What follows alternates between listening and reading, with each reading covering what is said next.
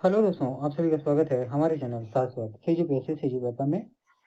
देखिए, जो महाजनपद है ना, यहाँ से आपके प्रश्न आपको देखने को मिलते हैं। ठीक है, जो महाजनपद वाला सेगमेंट है आपके सिलेबस में, ठीक है, और मगध साम्राज्य से संबंधित जो अब आप भारतीय इतिहास में पढ़ते हैं, तो यहाँ से आपका जो प्रश्न बनता है, ठीक है, अब बहुत सारे एग्जाम्स में देखे होंगे, है ना, कि महाजनपद जो 16 महाजनपद है वहाँ से डायरेक्ट आपको प्रश्न पूछा जाता है। ठीक है, तो महाजनपद और जो मगध साम्राज्य का उत्थान है, साथ ही इसी को क्या तो द्रुति नगरीकरण के नाम से भी जानते हैं, है ना। टाइम पीरियड आपको होता है 600 से 300 बीसी।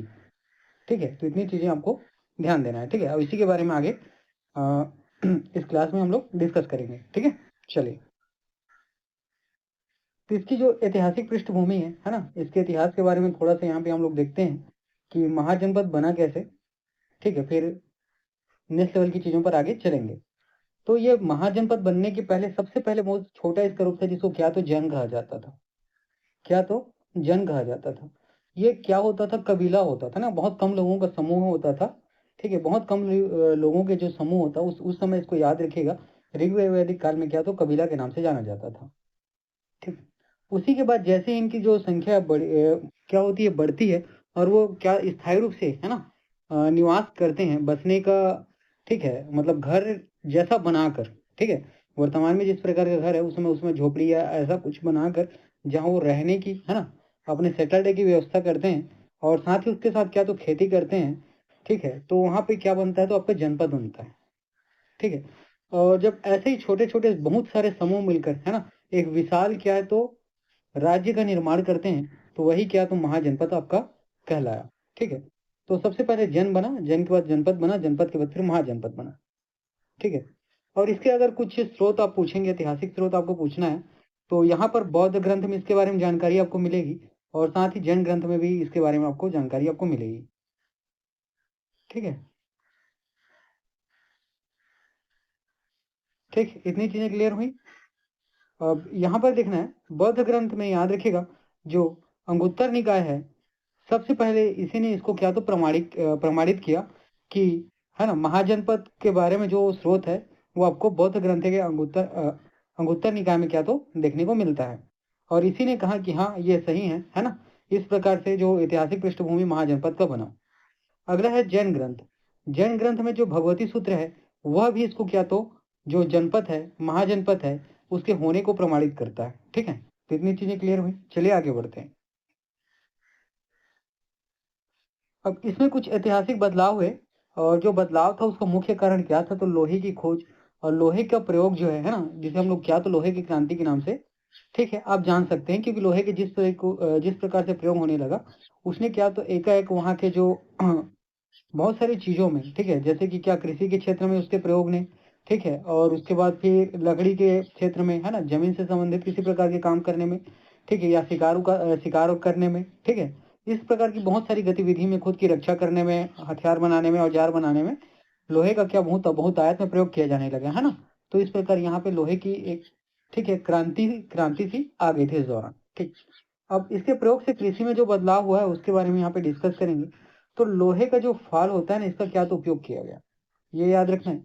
धान की रोपाई की शुरुआत भी आपको इस तरीके के इंस्ट्रूमेंट से देखने को मिलता है। ठीक है, और भारी अधिशेष उत्पादन में सी एग्रीकल्चर सरप्लस आपको इसके कारण, लोहे की क्रांति के कारण आपको महाजनपद में क्या तो देखने को मिलता है। ठीक, अब कुछ राजनीतिक परिणाम है जिसके बारे में डिस्कस करते हैं। तो अधिशेष, ठीक है, पर अधिशेष ये जो वर्ड है ना, यहाँ पर किससे तो जो कर संग्रह किया जाता था, जो टैक्सेशन लगता था, ठीक है, वो क्या होता था, अधिशेष मतलब आधे से अधिक होता था। ठीक है, यहाँ पे देखिएगा, तो इसका भाग जो है 1/6 हिस्सा, ठीक है, आपको देखने को मिलता है, और 1/6 हिस्सा इसी में क्या तो स्थायी सेना को रखा जाता था। क्यों, खुद की रक्षा करने के लिए, है ना, और युद्ध के दौरान जो है इनका क्या तो प्रयोग करने के लिए। ठीक है, और इसी के द्वारा क्या किया जाता था, युद्ध के परिणाम स्वरूप साम्राज्य का विस्तार किया जाता था। ये भी आपको ध्यान रखने हैं। साथ ही हड़प्पा के 1000 साल बाद यह भारत का द्वितीय नगरीकरण था। तो इसका मतलब क्या है कि जो हड़प्पा सभ्यता था वो पहला नगरीकरण सभ्यता था, और दूसरा नगरीकरण सभ्यता कौन सा है, तो देखने को मिलता है आपको महाजनपद। ठीक है, याद रखना ना, इंपॉर्टेंट है।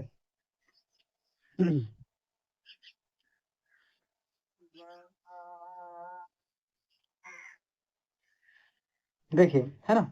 अब महाजनपदों का जो भौगोलिक विस्तार था उसके बारे में हम लोग यहाँ पे डिस्कस करते हैं। जो उत्तर पश्चिम की बारे में बात करें तो ये गंधार तक आपको देखने को मिलता है। गंधार ठीक है, गंधार मतलब अफगानिस्तान, ठीक है। तो उत्तर पश्चिम इसका विस्तार उस समय कहा तो गंधार, ठीक है। गंधार से गंधारी आपको याद आ रहा होगा, ठीक है। जब आप महाभारत देखते हैं तो वहां पे, है ना। तो इसका विस्तार आपको गंधार तक देखने को मिलता है। और उस समय इसकी राजधानी थी कौन सी, तो तक्षशिला, ठीक है। राजधानी कौन सी थी, तक्षशिला। और तक्षशिला जो शिक्षा और क्या करने का, तो व्यापार करने का प्रमुख केंद्र हुआ करता था, ठीक है। शिक्षा मतलब वहाँ पढ़ाई से संबंधित चीजों के लिए, और व्यवसाय, है ना, आपके बिजनेस करने के लिए वो जो है प्रमुख केंद्र था, कौन सा, गंधार। एक जगह और है जिसका नाम क्या है, तो कम्बोज, ठीक है। कम्बोज में राजपुर नाम का एक जगह हुआ करता था, जो क्या है, तो घोड़ों की जो श्रेष्ठ घोड़े हैं, बहुत उन्नत किस्म के घोड़े, बहुत अच्छे घोड़े, उसके लिए क्या था, तो ये प्रसिद्ध था, ठीक है। इतनी चीजें याद रखना। उसके बाद दक्षिण में हम लोग आते हैं, तो दक्षिण में इसका विस्तार आपको देखने को मिलता है। कहाँ तक, तो अस्मक। कहाँ तक, तो अस्मक तक। अस्मक की जो राजधानी है, याद रखिएगा, दो राजधानी आपको ना देखने को मिलेगा मिलेगा पोतली या पैठन, ठीक है। पोतली या पैठन, ठीक है। इसके बाद हम लोग आगे देखते हैं यहाँ पे। तो इसे एक चीज याद रखना कि गोदावरी नदी के तट पर स्थित विंध्य पर्वत के दक्षिण में एकमात्र महाजनपद कौन होता है, तो यही अस्मक होता है। हाँ, अस्मक के बारे में याद रखिएगा कि गोदावरी नदी के तट पर स्थित था। साथ ही विंध्य पर्वत के दक्षिण में एकमात्र महाजनपद आपको देखने को मिलता है, कौन सा, तो अस्मक, ठीक है। अब जो प्रमुख जनपद आपको महाजनपद देखने को मिलते हैं, ये कहाँ आपको देखने को मिलेंगे, ये मिलेंगे आपको देखने के लिए गंगा घाटी के आसपास, है ना। गंगा घाटी के आसपास एक था मगध।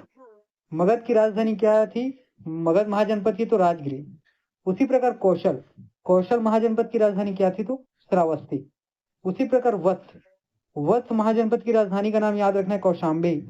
और अवंती, अवंती जो महाजनपद है इसका नाम क्या था, तो राजधानी क्या थी, तो उज्जैन और माहिष्मती, ये आपको याद रखना है।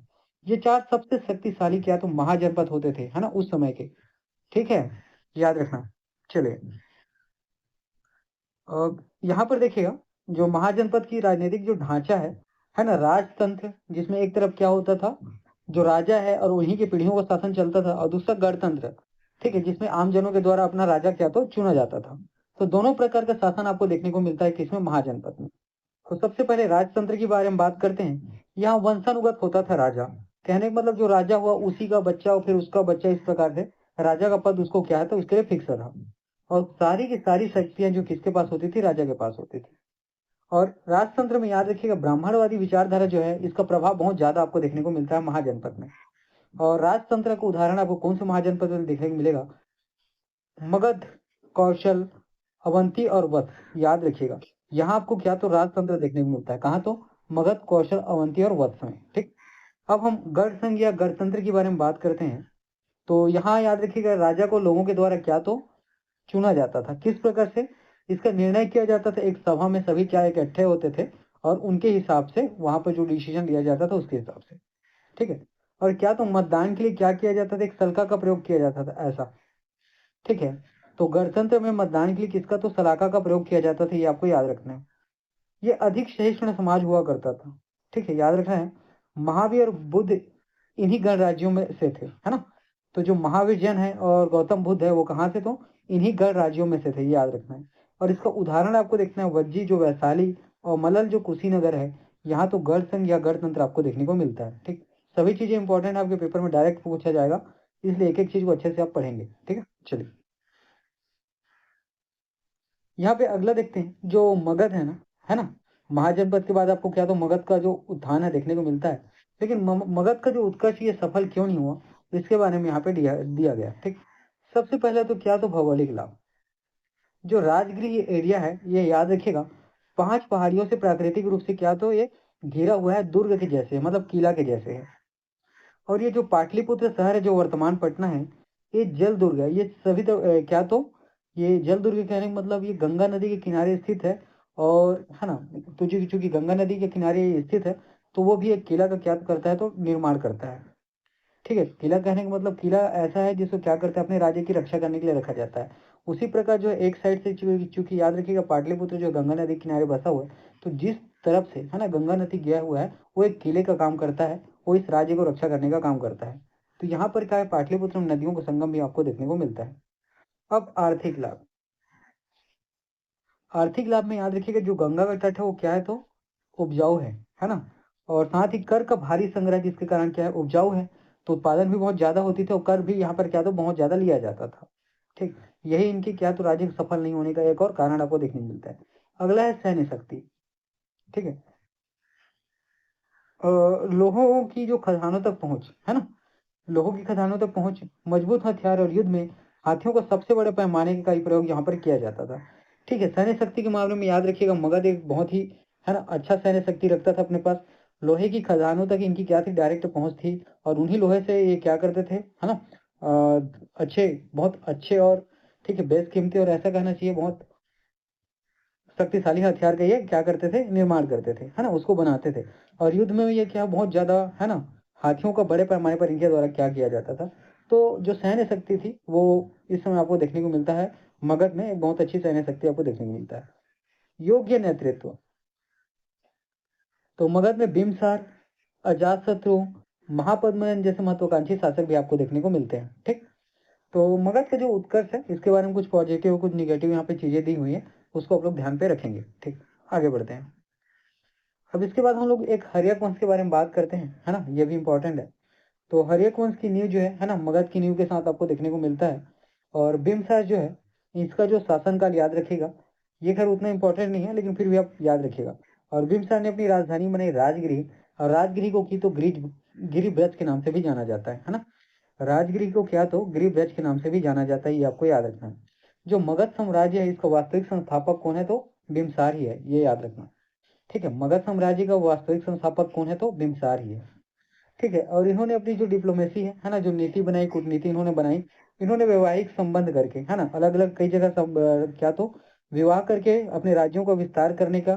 ठीक है, और चूंकि देखिए ये क्या होते हैं, एक मजबूत है ना राजा के तौर पे रहते हैं, तो जहां पर ये विवाह करते हैं, ठीक है, वो भी इनके जो संबंधी बनते हैं, ठीक है, वो भी एक मजबूत राज्य और मजबूत क्या, तो सैन्य ताकत के साथ एक अच्छा है ना राज्य विस्तार रखते हैं। तो इसी प्रकार इनकी ये क्या थी, तो पॉलिसी थी, उनकी नीति थी कि अलग अलग जगह क्या, तो विवाह करके अपने राज्य का विस्तार भी करना है, और अपने पहुंच जो है ना अलग अलग जगहों तक क्या करना है, उसका विस्तृत उसको, ठीक है, उसका भी क्या, तो विस्तार या बढ़ाना है। ठीक है, अब इनका विवाह जो है कौशल, लिच्छवी और मध्य की राजकुमारियों से होता है, याद रखिएगा। तो बिम्बसार का विवाह आपको देखने को मिलता है कौशल की राजकुमारी से, लिच्छवी की राजकुमारी से और मध्य की राजकुमारी से। ठीक है, और याद रखिएगा सैन्य सुधार के मामलों में इतिहास में पहली बार स्थायी सेना रखने वाला शासक कौन सा था, तो बिम्बसार ही था, है ना। भारतीय इतिहास में अगर आप देखेंगे तो पहली बार आपको देखने को मिलेगा स्थायी सेना रखने वाला पहले बार शासक कौन था, तो बिम्बसार ही था। ठीक है, और इन्हीं ने याद रखिएगा, ठीक है, एक दूसरा महाजनपद है इनका पड़ोसी, जिनका नाम है क्या है, तो अंग महाजनपद, है ना।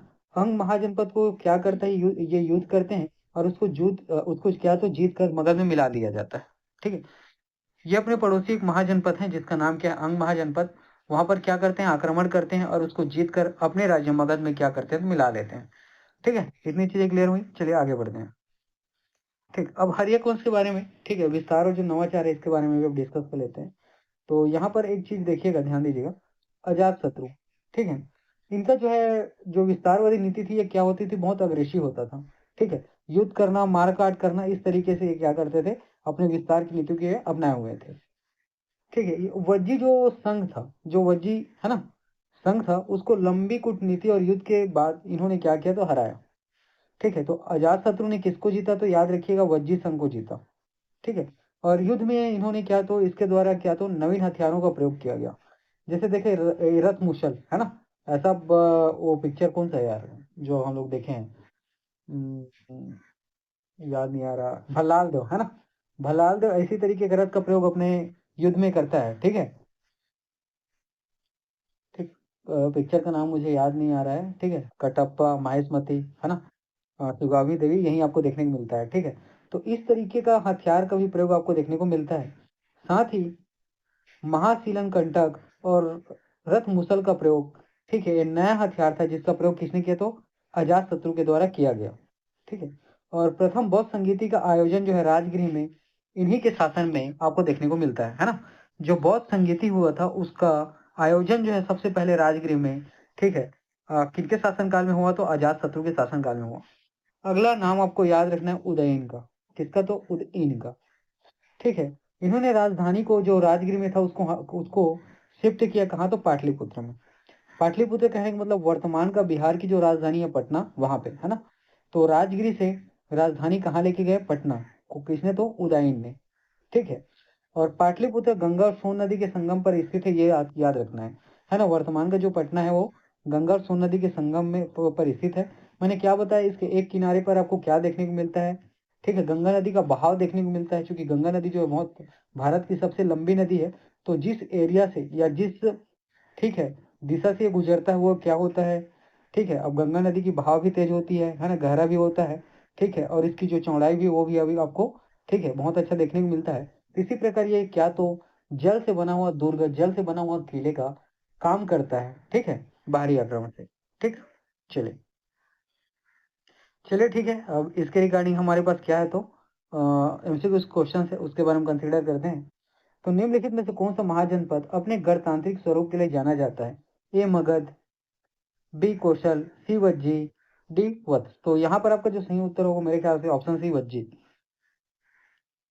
ठीक है, ऑप्शन सी वज्जी है क्या, तो आपका सही उत्तर हो जाएगा, है ना। थोड़ी देर पहले हम लोगों ने देखा था। तो 6वीं शताब्दी ईसा पूर्व का समय था। अधिकांश राज्य आपको क्या तो राजतंत्र देखने को मिलते थे, है ना। लेकिन वज्जी और मलल गणतंत्र याद रखिएगा, ये कैसा था? तो ये था गणतांत्रिक। वज्जी जो है कुल 8 कुलों का एक शक्तिशाली संघ था, है ना। वज्जी जो है 8 कुलों से आपस में क्या तो मिलकर बना था, जिसमें लिच्छवी जो है सबसे महत्वपूर्ण कुल था, है ना। और लिच्छवी की राजधानी क्या है? तो वैशाली, है ना। लिच्छवी की राजधानी कौन सी? तो याद रखिएगा वैशाली। यहाँ का निर्णय राजा नहीं जबकि सभा के द्वारा लिया जाता था। ठीक है, इतनी चीजें क्लियर हुई। चलिए आगे बढ़ते हैं। अगला प्रश्न है, मगध साम्राज्य के किस शासक ने सामरिक लाभ के लिए अपनी राजधानी राजगीर से पाटलिपुत्र स्थानांतरित की? ए बिम्बसार, बी अजातशत्रु, सी उदयन, डी शिशुनाग। यहाँ पर ऑप्शन सी उदयन आपका क्या तो सही उत्तर हो जाएगा। ठीक है। तो उदयन याद रखिएगा हर्यक वंश का शासक है, मैंने बताया। साथ ही अजातशत्रु का क्या था? पुत्र था। गंगा और सोन नदी के संगम पर स्थित जो पाटलिपुत्र है, जो आधुनिक पटना है वर्तमान का, इस शहर को क्या तो इसके द्वारा स्थानांतरित किया जाता है। नदियों से घिरे होने के कारण इसको क्या तो वाटरफोर्ट जल दुर्ग मिलता है, जिसे दुश्मनों से क्या तो सुरक्षित बनाता है। ठीक है, इस कारण इतनी चीजें याद रखना। ठीक है, देखिए इसके बारे में यहाँ पे स्ट्रक्चर देखिएगा। ये पाटलिपुत्र है, ये गंगा और सोन नदी इस प्रकार बहती है, और इस प्रकार से दोनों साइड से क्या तो, है ना, गंगा नदी बहती है, और बीच में आपको पाटलिपुत्र देखने को मिलता है। तो दोनों साइड से दुश्मनों से रक्षक, है ना, रक्षा करने का इसको जो प्राकृतिक जल मिलता है, जल किला मिलता है, ठीक, उसी के कारण इसको क्या तो, ठीक है, वाटर फोर्ट के नाम से हम लोग जानते हैं। ठीक है। चलिए अगला देखिएगा, ये आपका इंपॉर्टेंट है ना। वैसे तो इंपॉर्टेंट सभी चीजें हैं।